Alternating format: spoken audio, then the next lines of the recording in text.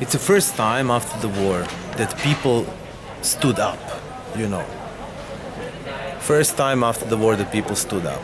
And it's very important what is happening because it is first time that people are protesting because of the social reasons, social and economical reasons, because of the incredibly bad political and economical situation in Bosnia. What happened 5 days ago or 6 days ago was that in Tuzla, it is one big city in the east of Bosnia, in Mostar, in Sarajevo, and in Bihać, all cities are belonging to the entity of Bosnian Federation and not to the Republic of Srpska. So that means that Bosnia is split into two entities, Bosnian Federation and Republika Srpska entity. Situation in Bosnia is like that there is a high representative from European Union, and this high representative actually controls local government in both entities. So the last word is actually by the high representative. High representative decides everything in Bosnia in the end. This is one fact. So in a way, Bosnia is a kind of protectorate of EU and United Nations already since the Dayton Treaty. So it is not from yesterday that the situation is like that. It's like more than 15 years from now. 11 years actually, from 95, yes. What do you think? Those protests that are happening now started, as I said, like a lot of young people took part in the protests, people who are born 92, 95, people who are born after the war, people who didn't took part in the war, people like generation without the future. People in Bosnia earn 100, 200 euro per month. Situation is very, very extremely precarious. And this is the reason why those young people stood up.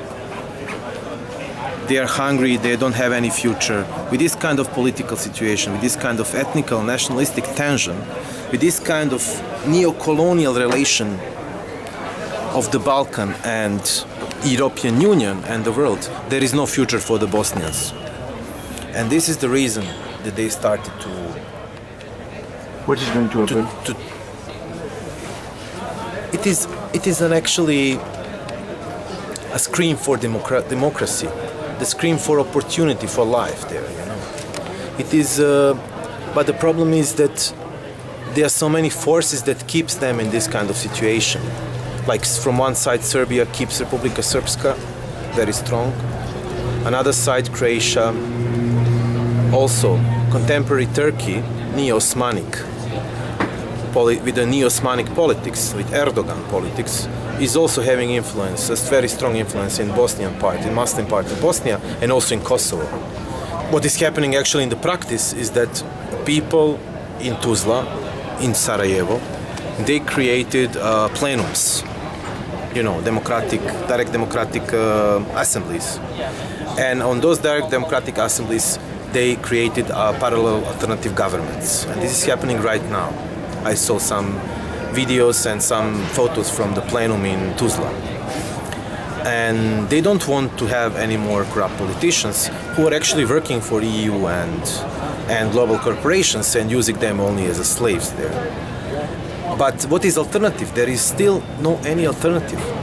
The most important slogan that appeared in the Bosnian protests is that nationalism is the enemy of the people.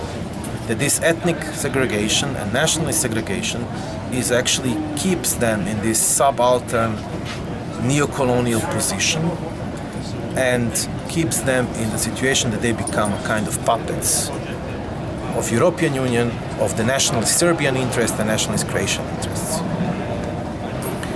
And it is the first time that they can say, yes, we see the problem is this stupid nationalism, this stupid ideology that was created for us from the ruling class. The nationalism was created for the oppressed class. It is not coming from the oppressed class, essentially. It is created from the ruling class for the oppressed class. and they say this is the problem and we have to be together. Coming back to the Second World War, I mean, Yugoslavia was created in Bosnia through the partisan struggle and anti-fascist struggle during the Second World War. And very important is to know that one of the most important slogans of the Tito partisans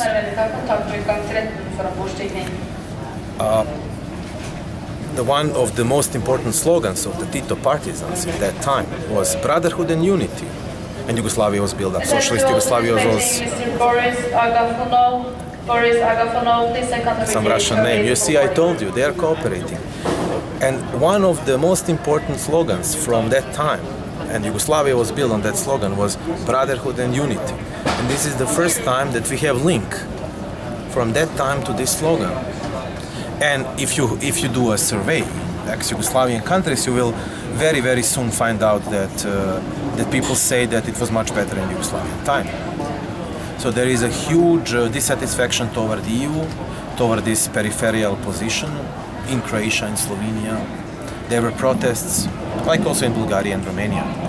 So I think there is a huge Euroscepticism, but not in the terms of everything what is coming from the Western Europe is bad, but in the term of having this kind of politics from Brussels.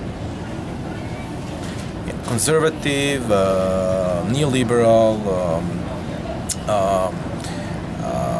politics working against people in the countries of the South, and so on and so on.